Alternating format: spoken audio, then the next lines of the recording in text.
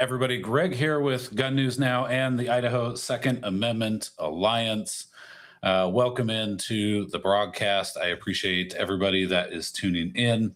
It is August 3rd, 2026, and we're broadcasting a little earlier in the evening, so hopefully that's the people that were like, why are you broadcasting so late? And it just, I didn't want to do the last two live streams that late. It just happened to be that way because I was traveling and meeting with people here in Twin Falls. So I am live in Twin Falls, by the way, and just an honor to have you guys here.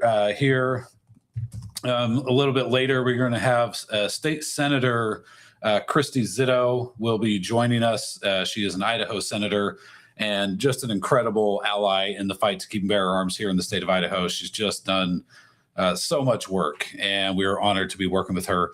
Before we get too deep into everything tonight, please be sure, if you're watching on Gun News Now on YouTube, to subscribe to the channel, give it a thumbs up and all that nonsense. If you're watching on Facebook and you're a supporter of the ISA, we'd love to have you join the Idaho Second Amendment Alliance and be part of our organization as we continue, as we have for almost 14 years. August 21st will be 14 years. That's a big chunk of my life fighting for gun rights, and wouldn't have it any other way, honestly.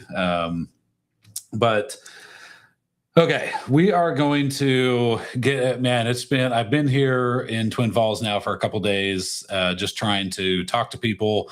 We're gonna have some other videos coming out here shortly. I did a live stream earlier from the In-N-Out because I wanted to go see. The video of Jordan is, kind of far away, and it's not the most clear video. And so if you didn't see earlier, I was on Facebook Live on the Idaho Second Amendment Alliance page, and I was showing you, it took me a minute because I had to find the right spot because there's shrubbery everywhere. So I was trying to find the exact spot that I just got to make sure Senator Zito is good. And doesn't need help getting into the live stream here in a little bit. Okay. I wanted to see where Jordan was. So let's start off with that. And then we're going to get into the Austin James Scott story. And then we'll get into how many armed people went to go take on this bad guy in Twin Falls at the In-N-Out, because that number might be higher than what we thought, because the police have, and I'm trying not to be critical because I'm and they have hard decisions to make and all that kind of stuff. It's just comparing how the information has flowed from this particular incident to other mass shooting incidents or mass casualty incidents. It seems like it's flowing a little bit slower than what I think most people were hoping for. Okay, but set that aside for a second. In the video of Jordan Salinas, who was one of the heroes that engaged in a firefight with the gunman, a lot of people thought he got hit. And most of you, if you're watching the live stream from that first night, one second here. Okay. Got Senator Zito in, so we'll bring her in here in just a little bit. A lot of people thought that Jordan got hit because he kind of stumbles down into some bushes and all that kind of stuff. And I watched the video a couple dozen times, probably, just looking at different aspects of it and freeze framing it and all that kind of stuff.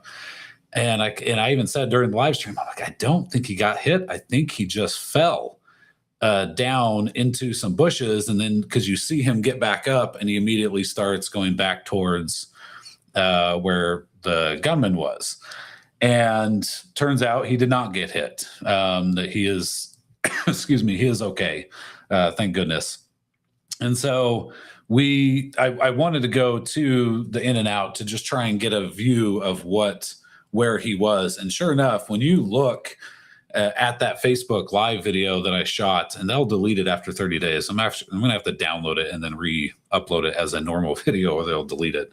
But if you look at that video, you can see there's like this little tiny pathway of rocks, and then there's shrubbery, and then there's these ginormous rocks and bushes and all sorts of other stuff. And the ledge, sorry, there we go. The ledge is like this. I mean, there's a gap. It's bigger, but it's probably, I mean, a foot and a half drop off. And that's, I think, as he started taking fire, I assume he was trying to seek a little bit better cover, but then ended up kind of stumbling and falling off this ledge down into the bushes. But again, he gets up right away. Now, does that mean that he couldn't have been hit? No. In theory, he could have been hit in the shoulder and just didn't feel anything because his adrenaline was going so much and he wanted to get up and help, right? But thankfully that didn't happen. So you can check out that video if you have time.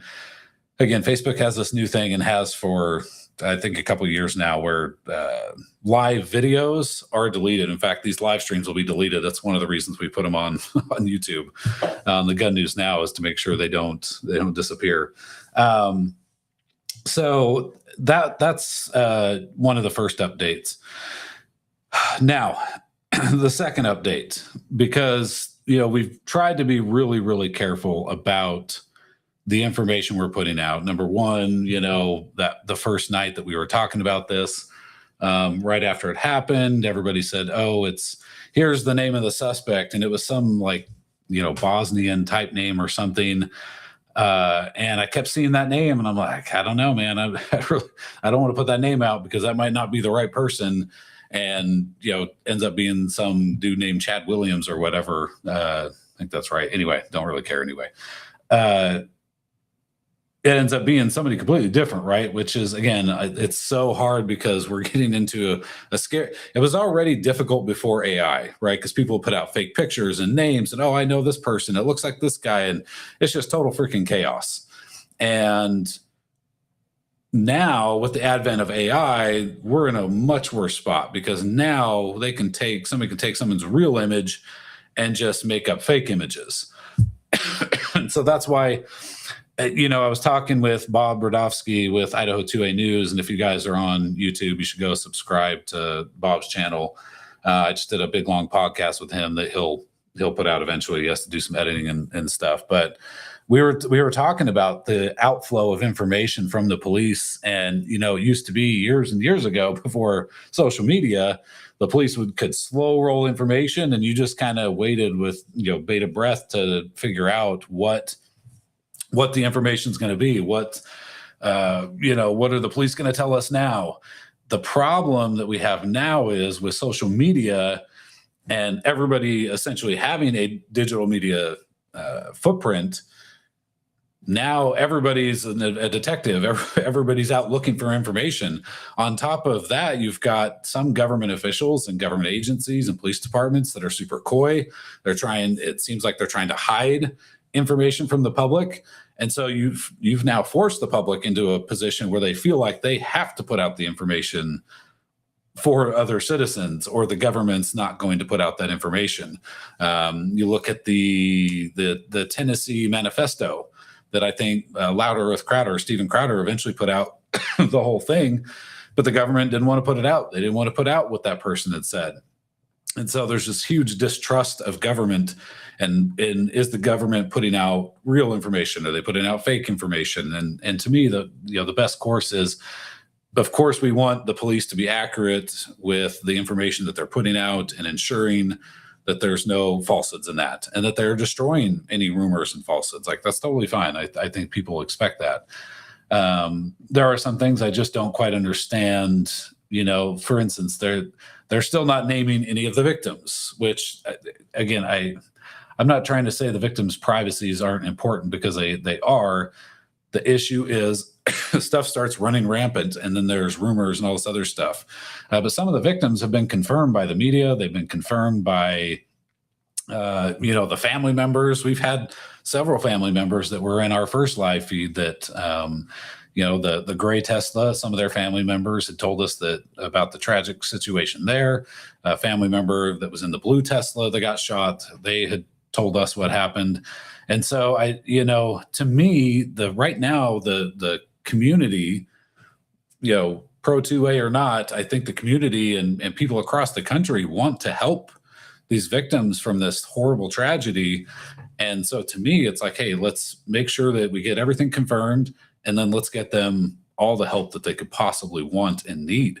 And to me, that's critical. So for instance, I've been in contact the last few days with Austin James Scott, AJ Scott. I'll just call him AJ. AJ Scott, excuse me, and his dad Marcus. And I actually talked to his dad Marcus first, and we were just communicating about him, AJ, and is he okay, and all that kind of stuff. And I told him, I said, hey man, you really ought to start a Give Send Go. So if you don't know, I don't like GoFundMe. I prefer Give Send Go. It's a Christian-based platform, and I just think it's a lot better, a little bit more trustworthy, and a little bit less concerned about like, hey, my hero kid went and tried to stop this bad guy. GoFundMe, you never know what they're going to do, because they have pulled down conservative people raising money for conservatives before. And I don't know AJ's politics, don't really care. But the bottom line is he was a good guy who's a hero, who was armed, that went into a dangerous situation.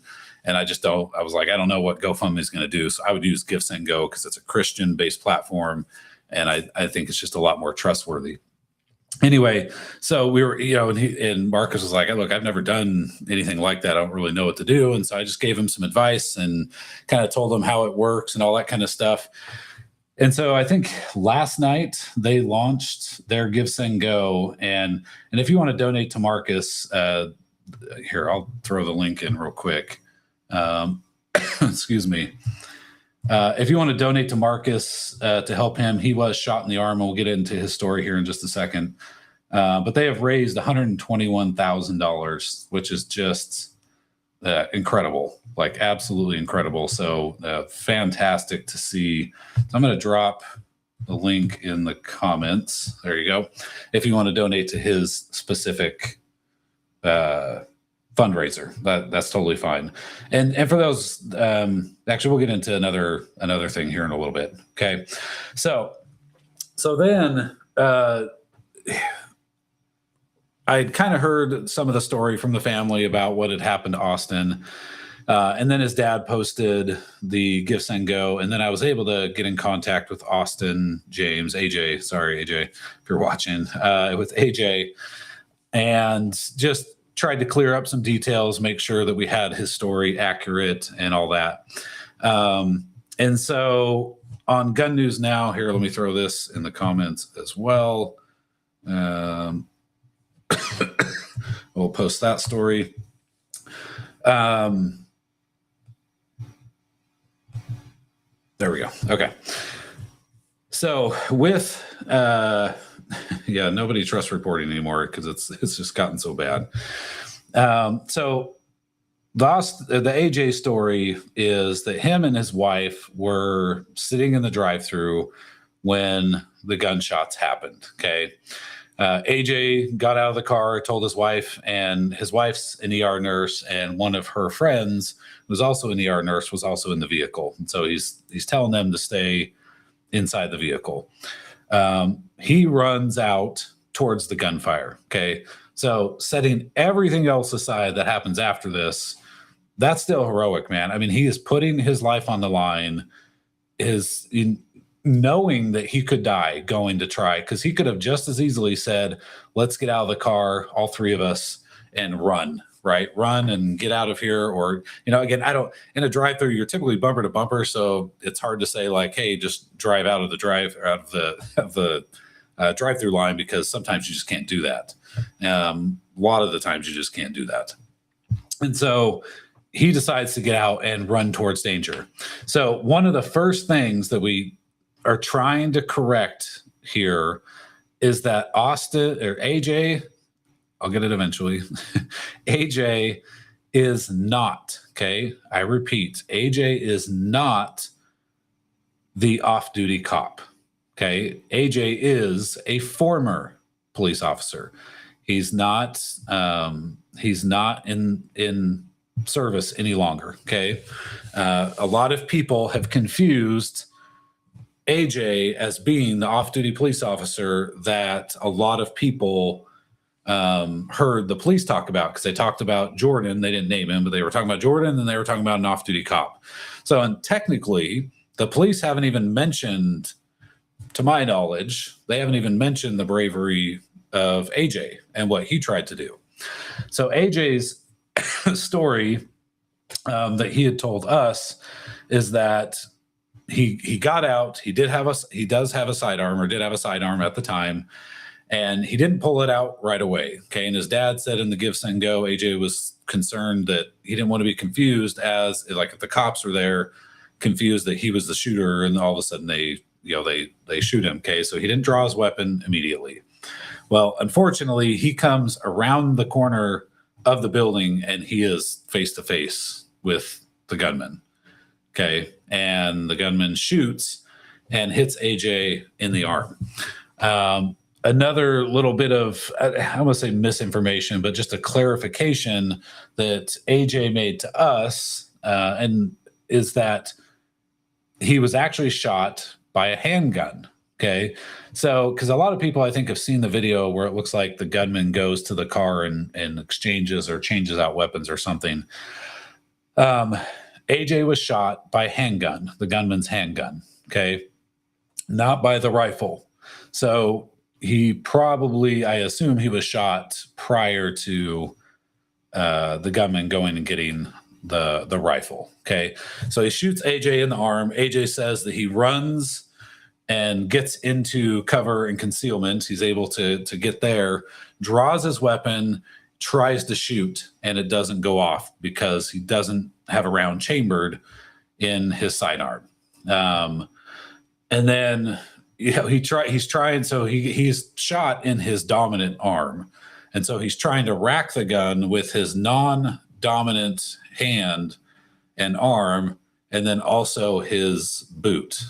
so he's trying to use his shoe and his boot to rack his slide to chamber around so he can get into this fight and go back and take on the bad guy. But by that time, for whatever reason, and I haven't asked AJ about this specifically, but his wife and her friend, came looking for him. They see him laying on the ground. He wants to get in the fight, and they're like, no, we got to go to the hospital. Okay.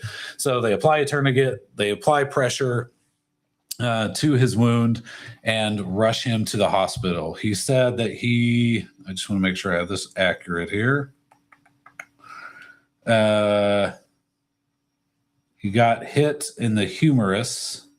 I think it said it shattered his humerus bone and severed his brachial artery.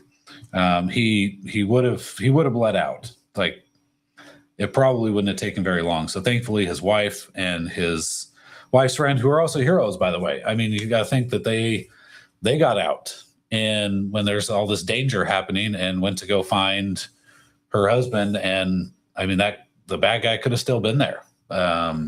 So, I mean, just so many incredible stories from this horrible tragedy, and it just goes to show you how awesome and amazing Idahoans are, and just, I mean, some of the most incredible people.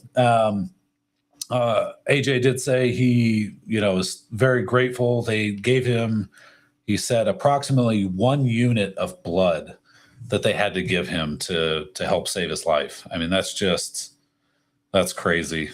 Just absolutely insane. Now,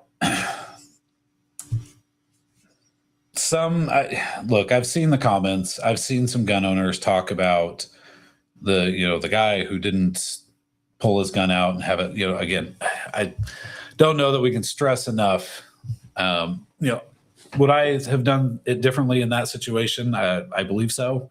But it's just, you never know how you're going to react. You never know what's on your mind. On his mind, he thought maybe, and here's the thing, and I haven't asked him this specifically, but maybe he thought that the shooting that Jordan was doing, or the other off-duty cop, which we'll have to get to, maybe he thought the cops were already there shooting, and he was just, going to see what was going on, see how he could help or whatever, and didn't want to be confused as a bad guy. I don't know. Same thing with having a round in the chamber. When I'm out and about, I keep one in the chamber. I know people that don't keep one in the chamber, and they have various reasons that they don't like to keep one in the chamber. Sure, if you don't get hit, most guys, if you're doing the training, you can rack it fairly quick. I don't want to have to deal with it, so I'm much more comfortable with one in the chamber. But for whatever reason, AJ just had some different decisions that day, and thankfully he's alive. But make no mistake, he's no less heroic simply because, and again, he did pull out his gun. He did try to shoot. He did try to get, in the fight with his gun. He didn't end up putting any rounds downrange towards the bad guy, and it is what it is. But anybody saying that this dude is not a hero, because to be honest with you, anybody who's running into a gun battle and you're trying to stop evil, you're a hero. Now, you probably don't want to go to a gunfight without a gun, right? You don't want to go to take a knife to a gunfight. You don't want to, we get all the sayings that we have all the time, but that doesn't mean that you're not extremely brave and heroic for trying to do what you can.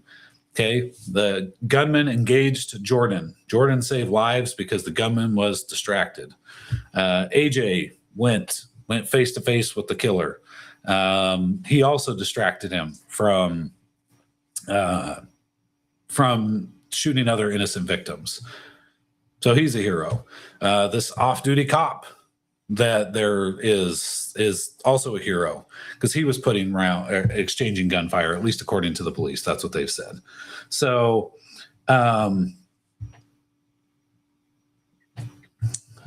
one second here.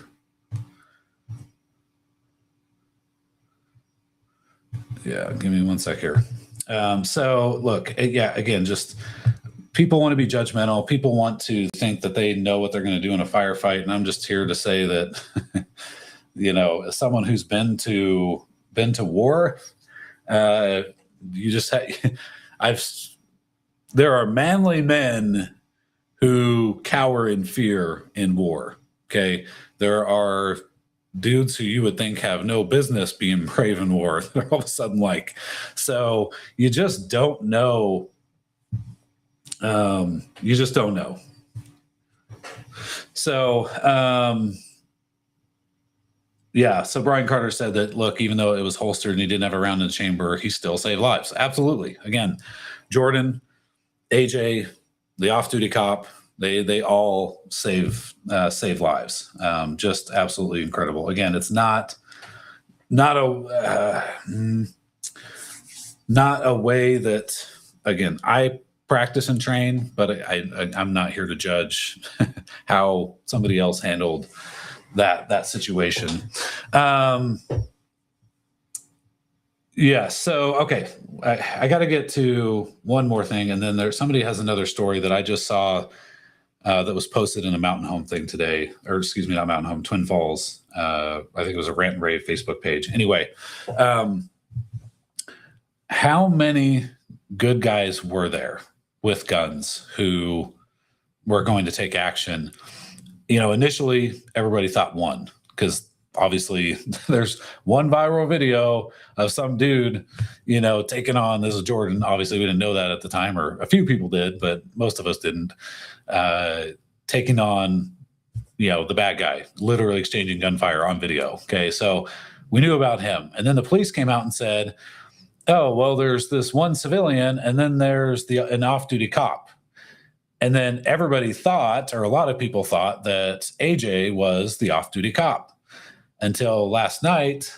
And I had to start correcting people, going, hey, actually, we've now found out AJ is another person who had a gun and tried to take on the bad guy. So he's not the off-duty cop. So that means that the police are saying there is an off-duty cop.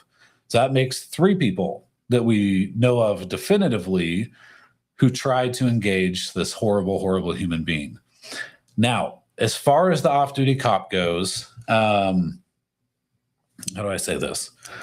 I have a name, and he is an ISP trooper, but I'm not very comfortable sharing the name. And again, I haven't actually confirmed. I feel fairly confident that it is who the person says it is. And I don't want to say who gave me the name, but the off-duty cop's probably in a different situation because the officer is probably, the agency is going to say, hey, don't talk, don't do this, don't do that. Let's, do this, that, and the other. But I do have a name, and I haven't seen this person's name anywhere else. And I'm not saying it isn't. I just haven't seen it in all the searching I've done. I've never seen anyone talk about the off-duty cop because everybody thinks the off-duty cop is AJ. And so please, if you hear someone talking about, I think I put that in the article. Give me 1 second here. If not, I should have. And if you didn't see, I put his fundraiser in the comments, and I also put the, give me 1 sec. I want to see if I didn't put that in there, I'm going to be kind of annoyed because that was definitely a rumor that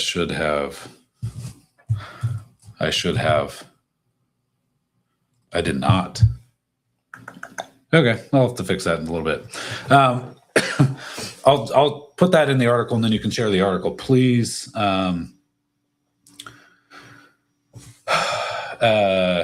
please be sure to share that and squash that rumor that AJ is not the person who is the off-duty cop. A lot of people think it is. It's not. So anyway, moving on. So that's at least 3.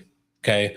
Then somebody, I actually saw this today, and we're going to bring State Senator Christy Zito on here in just a couple minutes. Someone today said, and I read this story, and again, we haven't, the person said it. Okay. So I'm not doubting their credibility or anything. I honestly have been so busy today. I haven't had a time to reach out to that person and just talk to them. But Shannon on YouTube says, hi, Greg, I wanted to tell you about a guy that, from what I was reading, was also carrying and got pinned down over by the dumpster next to the Teslas that were charging. Have you seen that post?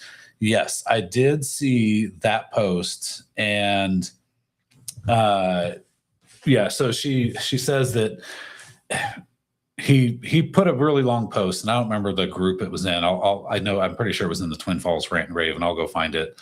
But I haven't had time to dig into it. But he says he was carrying a gun. I think he had a 22.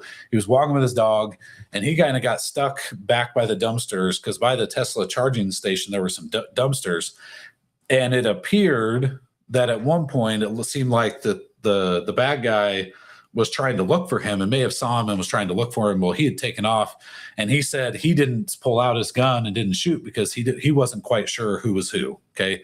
So he made a decision at that time that, look, this is the quick post that I read. I didn't know for sure who was who. So I just decided I'm going to get out of here and get out of this situation. But he did have a firearm as well. And he was beating himself up in the post too, saying, I let my community down. I should have, and that's look,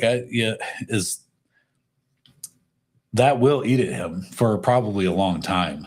I should have done this. I should have shot the guy and taken him out. But he made a wise decision in that moment that, hey, I don't know who's who necessarily. So I'm just, I can't take someone's life. He was worried about being charged with murder. And so and that's something we're going to talk with State Senator Zito about here in a while, or in just a couple minutes. So Danny Jones says, so there were 3 citizens that stepped up. There are 3 definitively that did pull their firearms. 2 of them were able to get shots off. AJ was not able to get shots off, but he did pull out his gun. He did try to fire it. He didn't have a round in, and that's while he was on the ground, bleeding out. He was still trying to do it. Let's see. Nicole says, anyone brave enough to run towards danger and is willing to take a bullet so someone else doesn't is a hero. 100%. Somebody said the kid's name is Rick Rosner. Let's see. A couple more, and then I got to get to Senator Zito. Matt says, do you know about the woman who saw a gun on the ground, picked it up, and pulled the trigger, and it didn't fire? I think Colin Noir posted a video of her talking about it. This with the shooter aiming at her. I'll find it. Yeah, that would be. I'd have to hear that because I'm really curious why,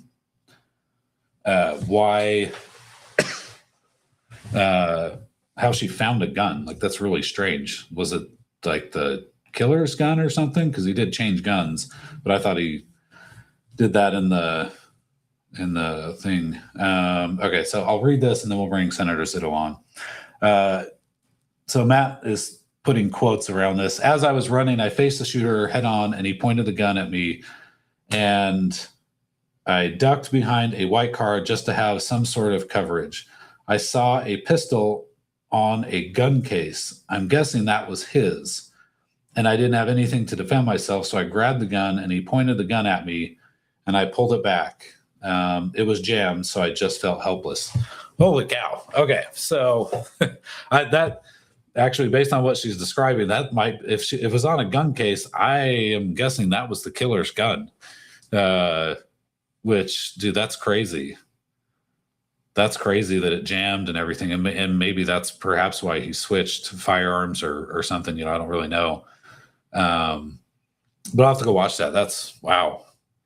Just again, and all of this to say that this is Idaho. This is who we are. We're, just some incredible people who so many people will put their lives on the line to go stop evil. Anyway, okay, with that, I wanted to bring on a good friend of mine who's been in the gun rights fight. So for those of you who aren't in Idaho, State Senator Christy Zito, she used to be a representative, and she jumped chambers a few years ago, and just has been this incredible, I like to call her the honey badger, because she just does not care. She'll take on anybody. We love her for it. But I mean, she helped expand. So Idaho passed constitutional carry in 2016, and she helped expand it twice. First to all Americans across the United States, and then or maybe the other one was first, and then to 18 to 20-year-olds. So now in Idaho, 18 to 20-year-olds anywhere in the country can carry in Idaho without permission from the government, and we freaking love it. And she was the spearhead for that. She's helped fight for Second Amendment Preservation Act expansion in Idaho, Stand Your Ground expansion, and just been so many other bills and stuff that she's fought against gun control. She's just been an incredible friend and an incredible ally. So with that, let me bring on State Senator Christy Zito. Hello, how are you? Hi, Greg. I'm good. How are you? Can you hear me okay? I can, now that I turned my computer off of mute. I thought, oh no, I can't hear her. This is not good. But it was my fault. So yeah. Anyway, well, thank you for coming on today. What were your, I guess, initial thoughts, and what were you doing when you had heard about this tragedy in Twin Falls unfolding at the In-N-Out? I don't remember what I was doing, but my initial thoughts were, it's hard to wrap your head around that this is actually happening in Idaho. That someone would actually be foolish enough to think that they could attempt something like this and actually walk away from it, because we do have constitutional carry. People in Idaho respect that, and we honor it, and we exercise that right. And as we saw, from this, and the first thing I think I saw was the video of him shooting into the Tesla. And I'm just like, it's just absolutely horrific. And, so your mind starts going to, how can anybody do that? How can anybody have so little respect for human life that they can commit an atrocity like that? But then, like a friend of mine told me, they said, well, it's probably a good thing you don't understand how they could do that. Yeah. Yeah. What, I guess before we kind of get into legislation and all that kind of stuff, and maybe what's going to happen here, for those that don't know, and I know Senator Zito has told this before, but with Gun News Now, this is a nationwide broadcast, so a lot of people have not heard her story, but you've had your own very scary self-defense situation, which thankfully didn't end with anybody getting hurt. But can you share that story with everyone so they understand, like, this isn't just you're in politics and you just, I'll just do the gun thing. Why not? You very much have been impacted by this personally. So if you don't mind sharing that story. Right. And I know a lot of people in Idaho have heard it because, I get asked to tell the story quite often. But I think it's a really good example of why this is so important. So I was traveling with my daughter, and she was 11 at the time. And I'll just kind of not embellish, but, I was driving a pickup that had pretty good get up and go. And we were going up this mountain. And this truck would pull up beside, look in the window, and then kind of fall behind, and then pull up beside, go ahead of us, and then fall back and look in the window of the truck. And this went on for several miles. I'm not even sure how many. Then we got into a canyon where there was construction, and they ran me off the road and pinned me into a barricade. And these two men got out of the truck, and I had my 38 sitting on the console of the truck. It was a revolver. And I looked at my 11-year-old daughter, and it's amazing the thoughts that can go through your head in that short of a period of time. And I remember thinking, if I allow something to happen to my daughter, how will I ever face her? How will I look at her and say, that as your mother, I failed to protect you. I failed to keep you safe. And so I knew when I put my hand on the gun and I raised that firearm, I had to commit that if they didn't back down, that I would pull the trigger. And that's not an easy thing to do, but I'd had some training, and I knew that and I think especially women, when you carry a firearm, you have to commit that you're going to use it if you draw it, because I have read enough stories and been told enough that if you don't, it will be used on you. Mm-hmm. You make your mark in the your line in the sand. If they get X close, when am I going to pull the trigger? And all of these thoughts go through my head anyway. So these men are dancing. So I had my hand on the gun. I picked the gun up. I had my finger by the trigger, but not on the trigger. And I showed it to them, and I must have looked serious enough about the situation that they looked at the gun, they looked at me, and they went and got in their truck and left. But one was coming towards my door, and the other one had started around the front of the truck to go to my daughter's door. And I don't know what would have happened that day. I don't know. There's no way to know how it ended up. I just know that I am convinced that had I not had my firearm with me, and had I not made that commitment and raised that weapon, I don't know what would have happened. And I'm glad I don't know what would have happened. It's just, it's important.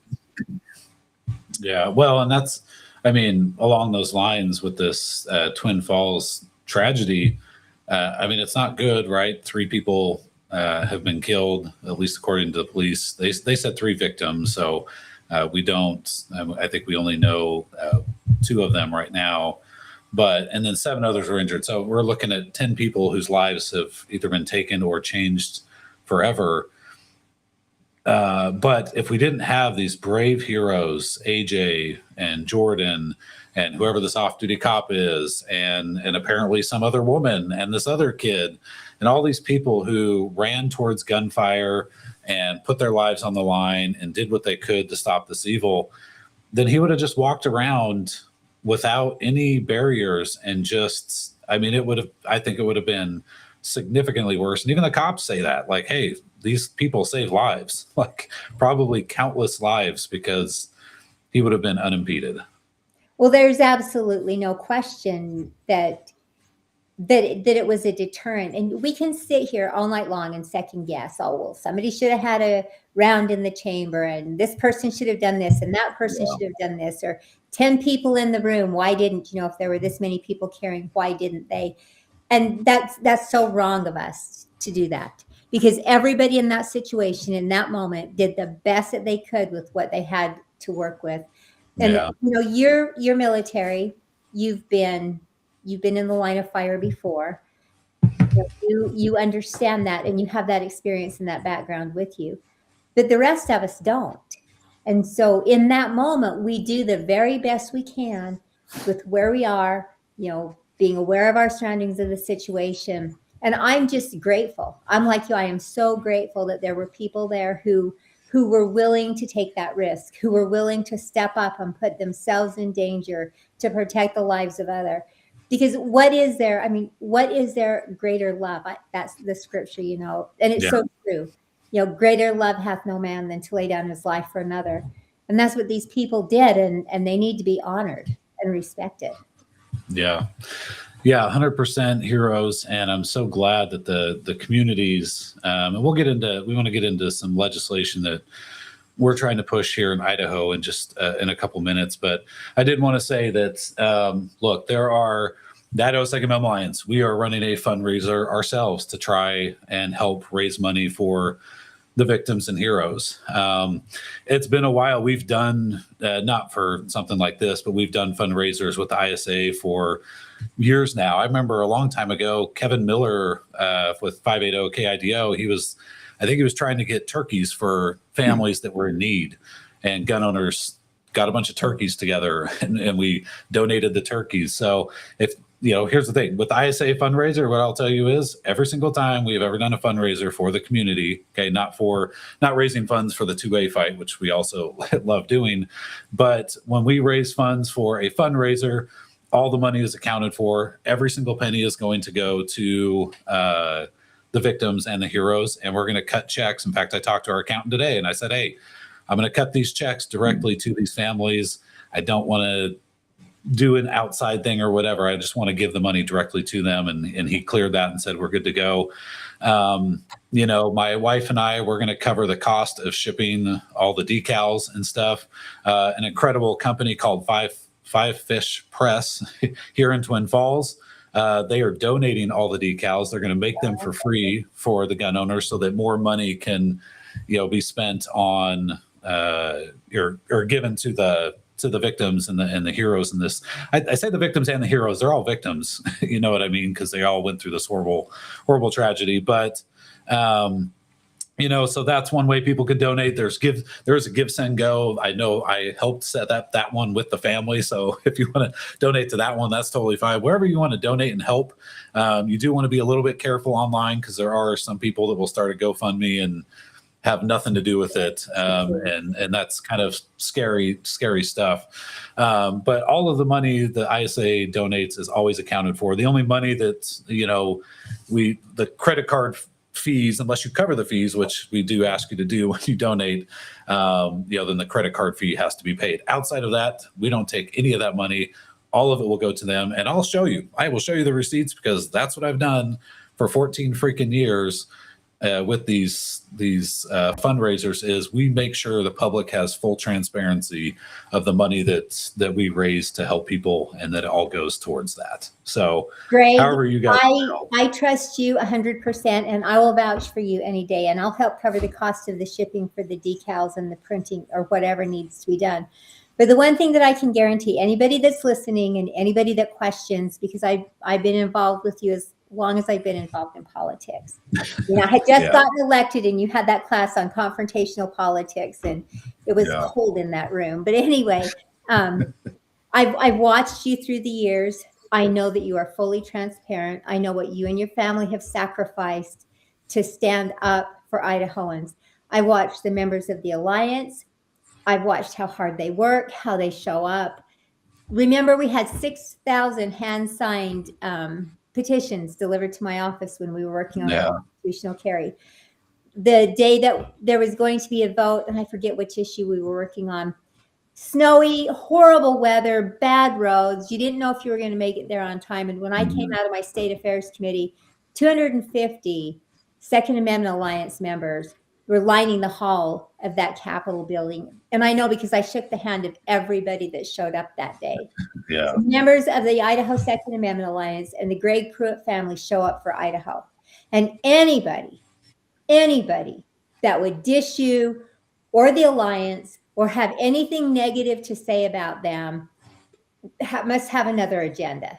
They must have something else going because there's not a more upright, upstanding, faithful, truer organization and family in the state of Idaho than the Idaho Second Amendment Alliance and the Greg Pruett family. And so I just want that to be clear that well, yeah. I know that that's how this rolls. Yeah, no, I appreciate that, but yeah, I mean, it was just we've done a lot of great work with ISA, and that's not, I mean, I try to do my part, but without you and thousands of gun owners who have helped us over the years, none of it would be possible. And I hope for those of you that are watching from outside of Idaho that you have a group, or you can start a group that you're just actively in the fight and engaged in helping others. Because it's more than just politics and all that nonsense. It should be about our communities, and when there is horrible things that happen, that we're there for each other. And in reality, Christy, we need to be there for each other outside of these horrible things happening, right? And it's unfortunate, because it does seem that too often that tragedy tends to bring people together, and typically we stop all the infighting and all that kind of nonsense, and we just focus on helping others, but it doesn't always go that way. So, okay, so yeah, however you guys want to donate, just donate and help. Make sure that you are donating to what you want. I mean, again, I'm just amazed at this Give, Send, Go. They are at almost $125,000 for AJ, and not that there's any amount of money that will, like, I imagine he has to go in for another surgery, I think, soon. But like, his arm is going to be jacked up for the rest of his life, right? I mean, they're going to repair it the best they can, but it's horrible. And then he got shot, and I mean, so there's the trauma of that. So no amount of money they raise is ever going to be enough to erase the horrible situation he was in. But what they also can't erase is the dude is a hero and should be commended publicly by the police, in my opinion, at some point. Maybe they will for his bravery. So, okay. So going back to your story, and to be honest, the kid that I was talking about before I brought you on, who was the story about the kid who was by the dumpsters and he had his gun and he didn't want to, if I remember correctly, and so this is my recollection. So if I'm incorrect, I apologize, and I'll get it corrected. But I think he was concerned that he didn't want to shoot someone and get charged with murder. So that's a problem. I believe those were the words he used. He was worried about, firing his gun and trying to stop something bad and getting charged with murder if he accidentally. So let's say he, maybe he was worried that if he shot Jordan and maybe thought that Jordan was the bad guy, that he would end up getting charged with murder. And that is what you and I have been fighting about, fighting to correct, I guess, here in the state of Idaho. And I know a lot of states have this same problem, that gun owners are worried that if they fire their gun in self-defense or defense of others, that they're going to get charged with a crime. And that's a huge problem. Well, it is a problem, and we have been working on legislation to fix that problem. And the legislation we've worked on to enhance our stand your ground is a win-win for everybody, because we just move all of the details up to the front to make sure that there is really a case, that there's really an issue, rather than to let it drag out and on and on and on, which should be, I don't understand why public defenders or anybody else would not see that as a good thing. And so we're going to work on it again this year. And as long as I'm in the legislature, we're going to do everything we can to get that passed. And this situation, what happened over the weekend, that's a perfect example of why our stand your ground needs to be fixed. You should not have to worry about that. You should not have to be concerned when your life's threatened or the lives of someone around you are threatened, that you're going to have to rot in jail for 2 or 3 years waiting for someone to decide whether you've committed a crime or not. You should be unequivocally guaranteed the right of innocence. And then your guilt should be proven later. But we are innocent until we are proven guilty. And that should be the stand every time. And situations like this just really, really bring to the forefront what we're